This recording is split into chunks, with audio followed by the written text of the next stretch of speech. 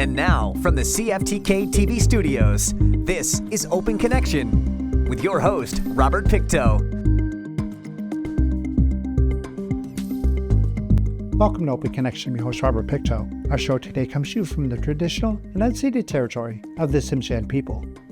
Signed in 2000, the Nisga'a Final Agreement is a significant milestone in the history of Indigenous government relations in British Columbia and Canada. It is considered the first modern treaty in the province and the first to provide constitutional certainty for Indigenous people's rights for self-government. On today's Open Connection, we open our archives to bring you this special two-part feature, Carving the Future. The Nisga'a people have been waiting more than 100 years to hear those words. In fact, self-government was always the goal, starting when Nisga'a chiefs traveled to Victoria in 1887 to demand the negotiation of treaties.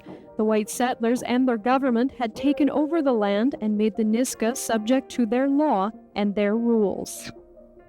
In 1927, the government made it illegal for any Indians to talk about the resolution of the land question here in British Columbia. It was illegal. The Parliament of Canada later repealed the legislation allowing natives to pursue land claims, but the Nisga'a made little progress until they went to court in 1968. The Nisga'a Tribal Council and its president, Frank Calder, took the case to the Supreme Court of Canada. British justice is on file. But the Calder case turned out to be only a partial victory in 1973. The Supreme Court unanimously recognized that Aboriginal title had existed at least up to the time of European contact, but the 7 judges were split on whether this title had been extinguished. In effect, the highest court in Canada had thrown the ball back to the politicians, and the politicians decided to run with it. The federal government recognized the importance of these claims and the importance of bringing all the parties involved to the table. The federal government's about-face was largely political. The land claim question was becoming a major political problem right across Canada. He was head of the minority government at that point in time. He was afraid he was going to be brought down on this issue alone. So he had to initiate a land claim comprehensive policy, which began all the negotiations throughout Canada. The provincial government had long insisted Aboriginal title had been extinguished. But regardless of that, in 1990, the provincial government formally joined Canada and the Nisga'a Tribal Council at the negotiating table. Now that the provincial government is in negotiations with us, we're looking forward to having formal discussions in those areas. And yes, we do have a concern that while we're negotiating what we're hoping to include, say, in the final package may be all gone by the time we're finished negotiating. While the Nisga'a waited for full-fledged treaty negotiations, they had gained some degree of control over 2 issues. Through agreements with the federal and provincial governments, a Nisga'a-run school board and health board were established. The relationship between the Nisga'a and the province also seemed to be improving when the Nisga'a Memorial Lava Bed Park was officially opened in April of 1992. The project was a joint venture between the natives and Victoria. We have some provincial funding at the moment, and we are looking toward corporations to provide us with some assistance in funding some areas. But it wasn't until 1996, after many years of talking, that the Nisga'a and the 2 levels of government came to an agreement. The agreement in principle was initialed on March 22nd, which formed the basis for the first modern-day treaty.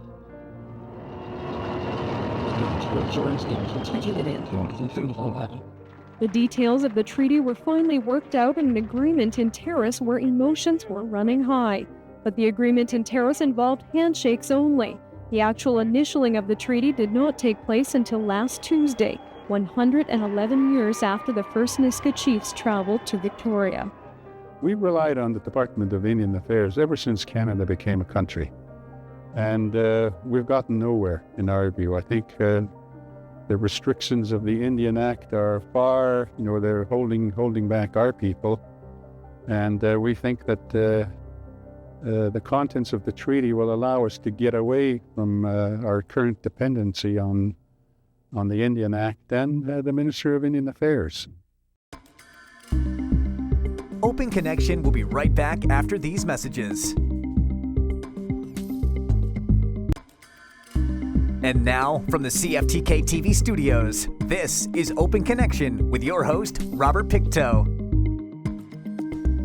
Thanks for staying with us. The Nisga'a Treaty is important because it recognized the Nisga'a Nation's land, secured their hunting and fishing rights, and opened the door for joint economic initiatives, all while establishing a new relationship based on recognition and sharing.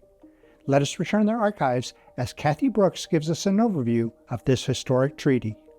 This is the Nass Valley, and the land itself is central to this treaty. 1,900 square kilometers become Nisga'a lands. The Nisga'a hope these lands will provide the resources and revenue needed to make their communities self-sufficient. Two kinds of lands are included in the treaty. The first, a contiguous parcel referred to as Nisga'a lands. Runs from Dragon Lake to the north of New Ayance, all the way down to the community of Kincolith. And all of the forest resources within that area will be owned by the Nisga'a people, including any mineral rights that will be found on the land. Nisga'a lands do not include existing private property or agricultural leases, woodlot licenses, or the Nisga'a Highway. Existing rights-of-way also continue. In addition, existing trap lines, guide outfitter licenses, and angling guide tenures remain under provincial jurisdiction. The second kind of lands in the treaty are described as Nisga'a fee simple lands outside the Nisga'a lands. They consist of 18 Indian reserves and 15 parcels of Crown land. Some of them are in the Portland Canal Observatory Inlet area. Some of them are north around the Miziaden, the Ginsbuch area. And certainly we have chosen these small pieces of land for economic reasons. We believe that we can create some employment for our people, and that was the sole reason why we ended up requesting and achieving some land outside of the core area. It's up to the tribal council and the villages that will own the Nisga'a lands as to whether or not they will sell them or what exactly they will do with them, but it's their decision. It's no longer a decision of the Government of Canada. The treaty also gives the Nisga'a a commercial recreation tender, and it designates a Nass wildlife area where the Nisga'a have hunting rights. The Nisga'a Memorial Lava Bed Park remains a Class A provincial park, and a new Bear Glacier Provincial Park will be created. These will be jointly managed by the Parks Branch and our people. We also have an ecological reserve downriver across from the Lava Bed Memorial Park, and again that will be managed by our people. Non-Nisga'a residents of the Northwest, as well as tourists, have enjoyed the forests and streams of the Nass Valley while it's been Crown land. Many have worried they'll be shut out when that land changes hands, but the Nisga'a say no. I'm pleased to say that what we have arranged here is quite unique in British Columbia. When you compare it to other private land holders in British Columbia, normally people don't allow each other to roam on other people's land. Well, in this treaty, we have access provisions that will allow the general public to have access to our land. Certainly, the recreational fishing that takes place will continue until such time that it can be reviewed by our government that will come into force. They will remain unaffected. Our territory will be open for recreational uses by the general public. So certainly access has been provided. The Nisga'a government may make laws regulating public access for the purposes of public safety, protection of the environment, cultural or historic features. Some lands will also be treated as private lands. They include village lands and other lands in which the Nisga'a government creates an exclusive interest or where public access would interfere with uses such as commercial, cultural, or resource development. The forests are one of the richest resources within the Nass Valley, and there's bitterness among many Nisga'a over how much timber they've witnessed trucked out of their traditional territories for the benefit of others. They're hoping this treaty will finally allow them to protect the resource and enjoy the income and jobs the forest industry can create. The Nisga'a will own all the forest resources on Nisga'a lands, but for the first 5 years, existing licenses will remain in effect. In addition, the province has agreed in principle to the Nisga'a purchasing forest tenure with an allowable annual cut of up to 150,000 cubic meters. The Nisga'a can't establish their own primary processing plant for 10 years. The idea is to give companies now using timber from the area time to adjust their operations or reach agreements with the Nisga'a. Open Connection will be right back after these messages. And now, from the CFTK-TV studios, this is Open Connection with your host, Robert Pictou. Welcome back to Open Connection. The Nisga'a Treaty provides constitutional certainty for the Nisga's right to self-government, allowing them to conduct their own affairs and make decisions related to their culture, social services, and land management. Let us return to our archives as Joe Gosnell tells us about the Nisga'a environmental standards. The Nisga'a government will also be able to set forest management standards on Nisga'a lands. We've indicated to both Canada and British Columbia that we will have to meet or beat current environmental standards that are applicable here in British Columbia. We know that standards usually fall by the wayside, and the ordinary individual on the street doesn't recognize it or doesn't see it.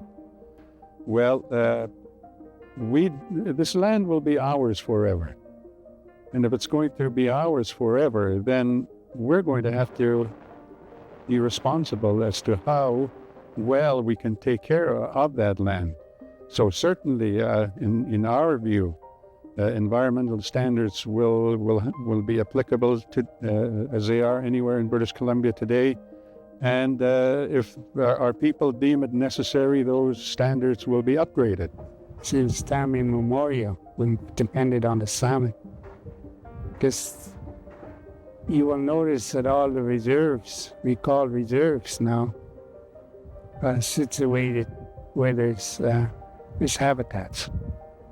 That's the reason why, the easy access of the salmon. Many Nisga'a still see their futures tied to the Nass River salmon, so fishing provisions make up an important part of the treaty. The Nisga'a will receive an annual allocation of Canadian Nass salmon. It'll be a percentage based on the total allowable catch set by the federal government, and average approximately 26%. That amount is made up of an allocation under the treaty, plus an outside harvest agreement for pinks and sockeye that doesn't have the same treaty protection. When you compare the percentage that we get, our view is that it doesn't pose a threat to the current commercial sector, neither did it pose a threat to the recreational area. All we have indicated is we don't want the whole pie. We want a piece of the pie. In any year, the Department of Fisheries deems there shouldn't be any fishing because there aren't enough salmon returning, the Nisga'a fishery will be closed along with the commercial and recreational fisheries. Their jurisdiction is unaffected.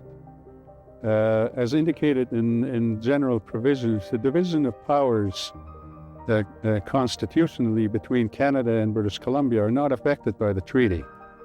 So the laws that apply for fishing through DFO will still apply for our people. So if there's conservation... If the minister deems a conservation measure to be taken, then we will be notified. In order for Nisga'a fishers to secure a larger role in the general commercial fishery, the federal and provincial governments will provide $11.5 million.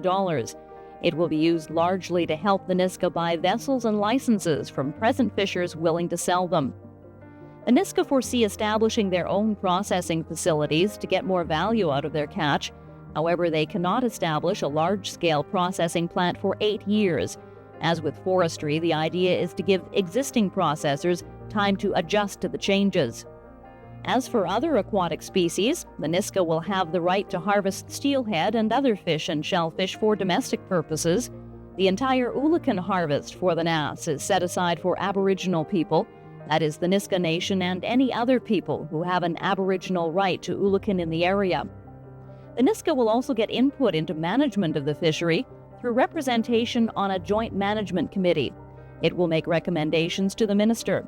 The Nisga'a will also draft an annual plan for their own harvest to be approved by the minister. As well as divvying up the fish, the parties to the treaty are doing something about enhancing the resource. The treaty sets up the Lism's Fisheries Conservation Trust. Canada will contribute $10 million. The Nisga'a will pitch in $3 million.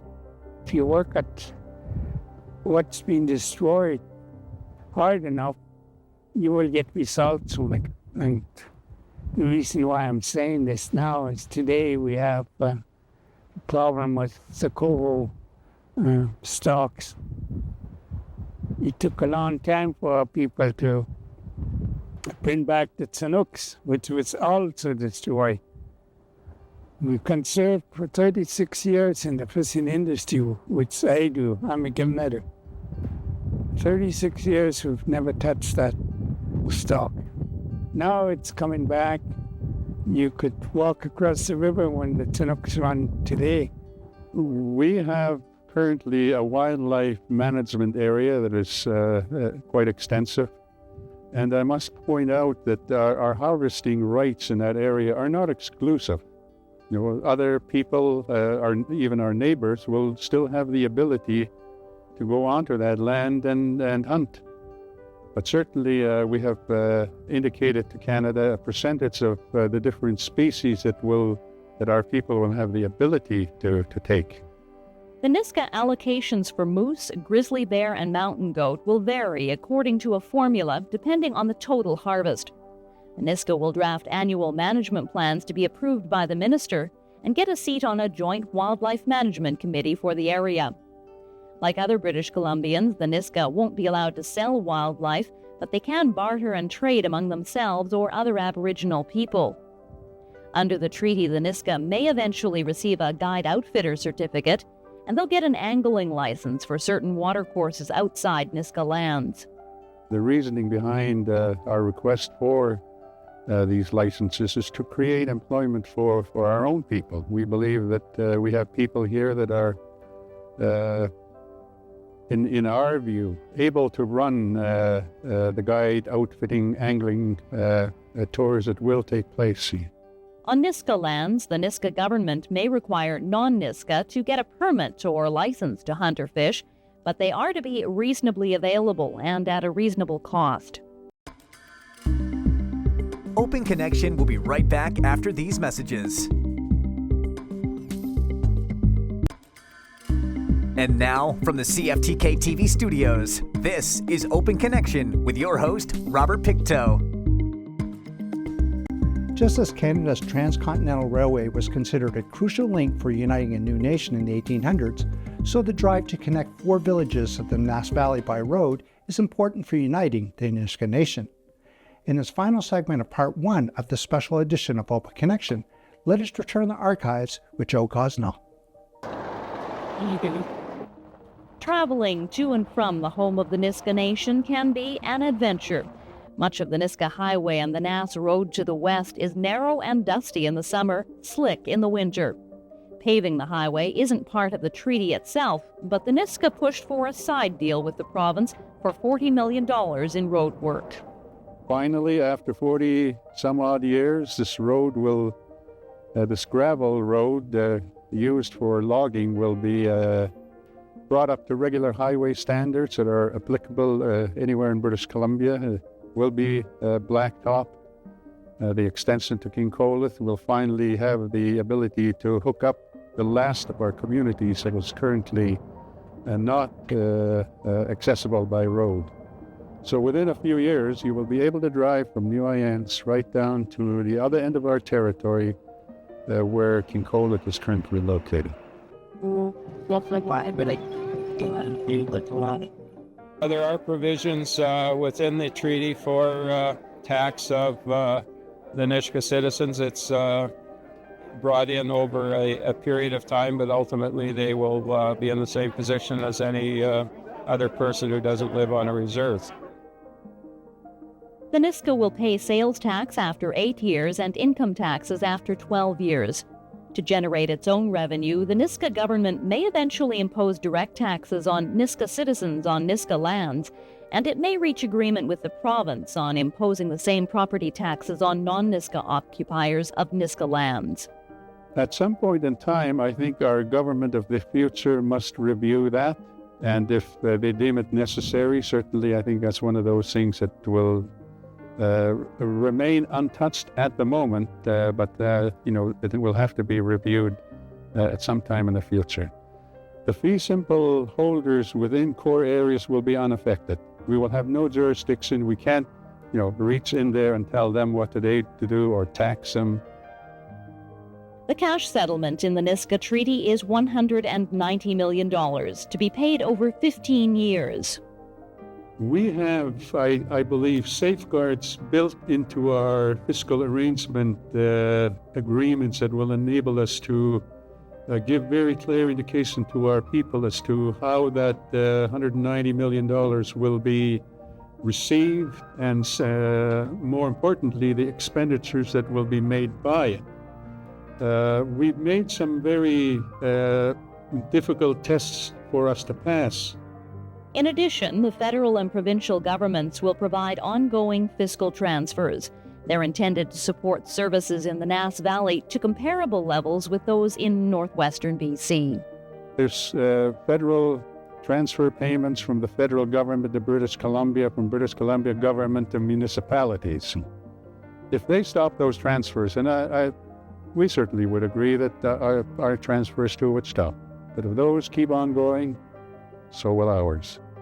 In reaching fiscal transfer agreements with the Nisga'a every 5 years, the governments will subtract an amount that the Nisga'a have the ability to generate in revenue themselves. The Nisga'a will be governed by a central Nisga'a-lisms government and 4 village governments. We will have a central government that will be very small, similar in nature to what we have today, the 3 senior executives of the tribal council, and then we have the current chief councillors and their respective elected councils in each community. That the numbers will remain the same, the names will change. The rules under which the Nisga'a government operates will be set out in a constitution to be written and passed by at least 70% of Nisga'a voters.